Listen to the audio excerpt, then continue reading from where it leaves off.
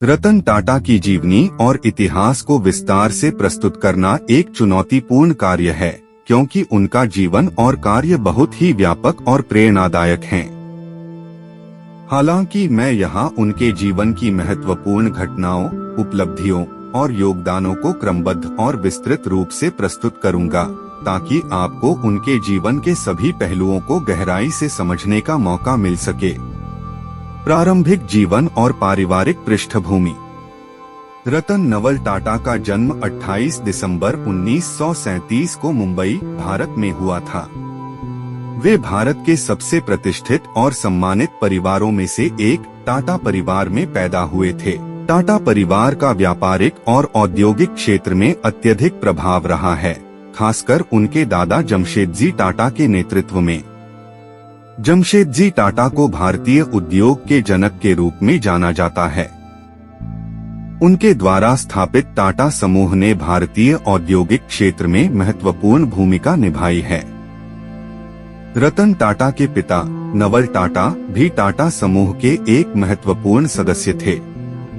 नवल टाटा का जन्म एक पारसी परिवार में हुआ था और उन्हें टाटा परिवार द्वारा गोद लिया गया था। रतन टाटा की मां का नाम सूनू टाटा था। दुर्भाग्यवश रतन टाटा के माता पिता का तलाक तब हुआ जब वे केवल 10 साल के थे। इस कठिन समय में उनकी दादी नवाजबाई टाटा ने रतन और उनके छोटे भाई जिमी टाटा का पालन पोषण किया। रतन टाटा अपनी दादी के काफी करीब थे और उन्होंने उनके जीवन पर गहरा प्रभाव डाला। शिक्षा और प्रारंभिक वर्ष। रतन टाटा की प्रारंभिक शिक्षा मुंबई में कैथेड्रल और जॉन कॉनन स्कूल में हुई। इसके बाद वे अमेरिका चले गए और वहां के रिवरडेल कंट्री स्कूल से शिक्षा प्राप्त की। अपनी उच्च शिक्षा के लिए उन्होंने कॉर्नेल विश्वविद्यालय में दाखिला लिया, जहां से उन्होंने 1962 में आर्किटेक्चर और स्ट्रक्चरल इंजीनियरिंग में स्नातक की डिग्री प्राप्त की। इसके बाद उन्होंने हार्वर्ड बिजनेस स्कूल से एडवांस्ड मैनेजमेंट प्रोग्राम किया। रतन टाटा ने अपनी शिक्षा के दौरान कई व्यावहारिक अनुभव प्राप्त किए, जिनसे उनके विचारों और नेतृत्व शैली का विकास हुआ। वे अमेरिका में अपने समय के दौरान काफी आत्मनिर्भर और अपने काम के प्रति समर्पित थे। अमेरिका में शिक्षा प्राप्त करने के बाद रतन टाटा ने वहां कुछ समय के लिए काम किया, लेकिन उन्होंने जल्द ही भारत लौटने का फैसला किया, ताकि वे अपने परिवार के व्यवसाय का हिस्सा बन सकें और टाटा समूह को नई ऊंचाइयों पर ले जा सकें। टाटा समूह में प्रवेश। रतन टाटा ने 1961 में टाटा समूह में काम करना शुरू किया। टाटा समूह उस समय भारत की सबसे बड़ी कंपनियों में से एक था और इसमें कई उद्योग शामिल थे, जैसे स्टील, ऑटोमोबाइल, बिजली, सॉफ्टवेयर और होटल। उन्होंने अपने करियर की शुरुआत टाटा स्टील के शॉप फ्लोर से की, जहां उन्होंने उत्पादन कार्यों की बारीकियों को सीखा। यह उनके करियर के लिए एक महत्वपूर्ण अनुभव था, क्योंकि उन्होंने उत्पादन के वास्तविक पहलुओं को समझने के लिए निम्न स्तर पर काम किया। रतन टाटा का यह निर्णय कि वे उत्पादन कार्यों को समझने के लिए जमीनी स्तर से शुरुआत करेंगे, उनके नेतृत्व कौशल को परिभाषित करता है। उन्होंने यह समझा कि किसी भी कंपनी का नेतृत्व करने के लिए उसे सभी स्तरों पर काम करने का अनुभव होना चाहिए। यह उनका व्यावसायिक दृष्टिकोण था, जिसमें वे अपने कर्मचारियों के साथ समर्पण और संभावना से पेश आते थे। नेतृत्व का सफर। 1981 में रतन टाटा को टाटा इंडस्ट्रीज का अध्यक्ष नियुक्त किया गया, जो कि समूह की नई परियोजनाओं की देखरेख करने वाली कंपनी थी। इसके बाद 1991 में उन्हें टाटा सन्स का अध्यक्ष नियुक्त किया गया, जब JRD टाटा ने इस पद से इस्तीफा दिया। यह उनके करियर का सबसे महत्वपूर्ण मोड़ था, क्योंकि उन्होंने तब टाटा समूह की बागडोर संभाली जब भारत आर्थिक सुधारों की प्रक्रिया में था। रतन टाटा ने टाटा समूह को एक नई दिशा दी। उन्होंने समूह की रणनीति में कई बदलाव किए, जैसे कि गैर लाभकारी व्यवसायों से समूह को बाहर निकालना, नए उद्योगों में प्रवेश करना और अंतर्राष्ट्रीय बाजारों में विस्तार करना।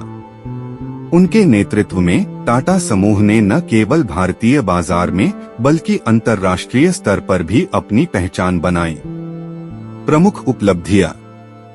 रतन टाटा के नेतृत्व में टाटा समूह ने कई ऐतिहासिक उपलब्धियां हासिल की। उनकी सबसे उल्लेखनीय उपलब्धियों में से एक थी टाटा मोटर्स का विकास और विस्तार।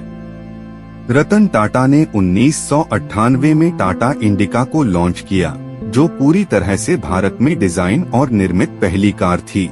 यह एक बड़ी उपलब्धि थी क्योंकि भारतीय ऑटोमोबाइल उद्योग में टाटा मोटर्स की साख को स्थापित करने में यह महत्वपूर्ण साबित हुई।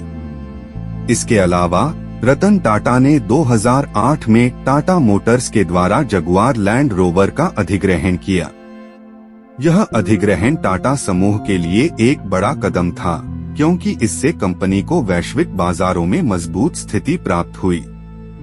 रतन टाटा के नेतृत्व में टाटा मोटर्स ने दुनिया भर में अपनी उपस्थिति दर्ज कराई और भारतीय ऑटोमोबाइल उद्योग को नई ऊंचाइयों तक पहुंचाया। उनकी एक और उल्लेखनीय उपलब्धि थी टाटा कंसल्टेंसी सर्विसेज (TCS) को वैश्विक स्तर पर सॉफ्टवेयर और IT सेवाओं की अग्रणी कंपनी के रूप में स्थापित करना।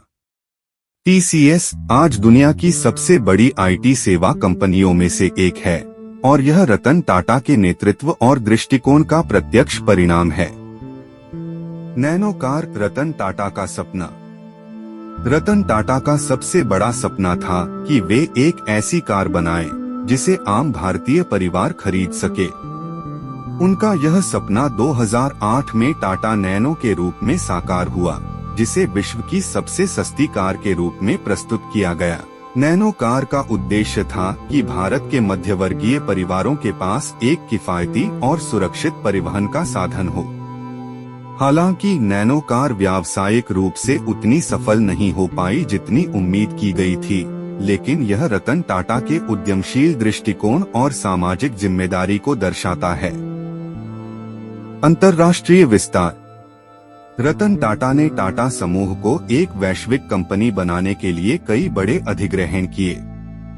इनमें सबसे प्रमुख थे कोरस स्टील का 2007 में अधिग्रहण और जगुआर लैंड रोवर का अधिग्रहण, जिसने टाटा समूह को अंतर्राष्ट्रीय बाजारों में एक नई पहचान दी।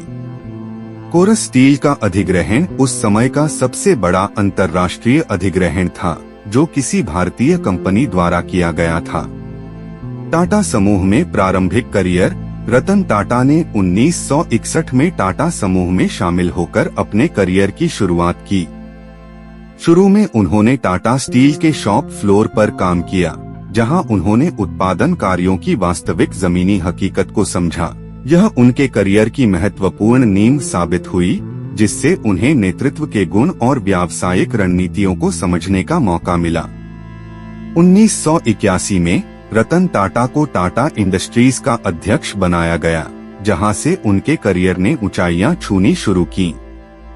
1991 में JRD टाटा के सेवानिवृत्त होने के बाद रतन टाटा को टाटा सन्स का अध्यक्ष नियुक्त किया गया। उनके नेतृत्व में टाटा समूह ने कई अंतर्राष्ट्रीय स्तर की कंपनियों का अधिग्रहण किया, जिनमें ब्रिटिश स्टील कंपनी कोरस और British automobile company Jaguar land rover शामिल हैं। टाटा समूह के साथ उपलब्धियां। रतन टाटा के नेतृत्व में टाटा समूह ने कई बड़ी सफलताएं हासिल की।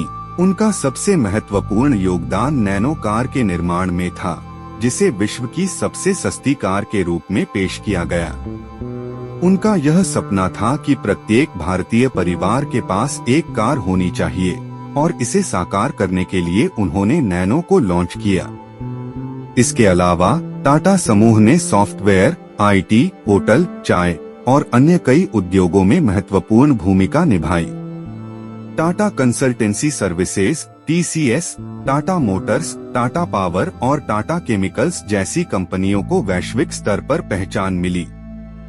रतन टाटा की व्यक्तिगत जीवन शैली और मूल्य। रतन टाटा ने अपने जीवन में कई कठिनाइयों का सामना किया, लेकिन उनके पास एक स्थिर और सरल जीवन शैली रही है। वे अपनी विनम्रता, ईमानदारी और दानशीलता के लिए जाने जाते हैं। उन्होंने कभी भी शादी नहीं की और अपने निजी जीवन को बहुत ही व्यक्तिगत रखा। उनकी परोपकारिता के कई उदाहरण देखने को मिलते हैं, खासकर जब उन्होंने शिक्षा, स्वास्थ्य और ग्रामीण विकास के क्षेत्र में काम किया। रतन टाटा ने अपनी संपत्ति का एक बड़ा हिस्सा दान में दिया है और उनके द्वारा टाटा ट्रस्ट्स के माध्यम से किए गए सामाजिक कार्यों ने भारत के लाखों लोगों के जीवन को बेहतर बनाया है। सेवानिवृत्ति और बाद का जीवन। 2012 में रतन टाटा ने टाटा समूह के अध्यक्ष पद से सेवानिवृत्ति ली और साइरस मिस्त्री को उत्तराधिकारी नियुक्त किया गया। हालांकि कुछ विवादों के बाद मिस्त्री को हटा दिया गया और रतन टाटा ने एक बार फिर से अंतरिम अध्यक्ष का पद संभाला। बाद में 2017 में एन चंद्रशेखरन को टाटा सन्स का अध्यक्ष नियुक्त किया गया। सेवानिवृत्ति के बाद भी रतन टाटा कई सामाजिक और व्यावसायिक कार्यों में सक्रिय हैं। वे स्टार्टअप्स में निवेश करने के लिए भी जाने जाते हैं और युवा उद्यमियों को प्रोत्साहित करते हैं। उन्होंने ओला, पेटीएम, स्नैपडील जैसी कई कंपनियों में निवेश किया है। पुरस्कार और सम्मान। रतन टाटा को उनके अभूतपूर्व योगदान के लिए कई राष्ट्रीय और अंतर्राष्ट्रीय पुरस्कार मिले हैं। उन्हें 2000 में पद्म भूषण और 2008 में पद्म विभूषण से सम्मानित किया गया, जो भारत के तीसरे और दूसरे सर्वोच्च नागरिक पुरस्कार हैं। इसके अलावा उन्हें कई वैश्विक मंचों पर भी सम्मानित किया गया है। रतन टाटा की जीवन यात्रा प्रेरणा से भरी है। वे न केवल एक सफल व्यवसायी हैं, बल्कि एक महान नेता और परोपकारी व्यक्ति भी हैं। उनका दृष्टिकोण, जिसमें उन्होंने व्यावसायिक लाभ के साथ साथ समाज सेवा को महत्व दिया, टाटा समूह को एक प्रतिष्ठित ब्रांड के रूप में स्थापित किया। उनका जीवन इस बात का उदाहरण है कि मेहनत, ईमानदारी और सामाजिक उत्तरदायित्व के साथ सफलता प्राप्त की जा सकती है। रतन टाटा की कहानी हमें यह सिखाती है कि व्यवसाय केवल मुनाफे के लिए नहीं होता, बल्कि समाज और देश के विकास में योगदान देना भी उसकी जिम्मेदारी है।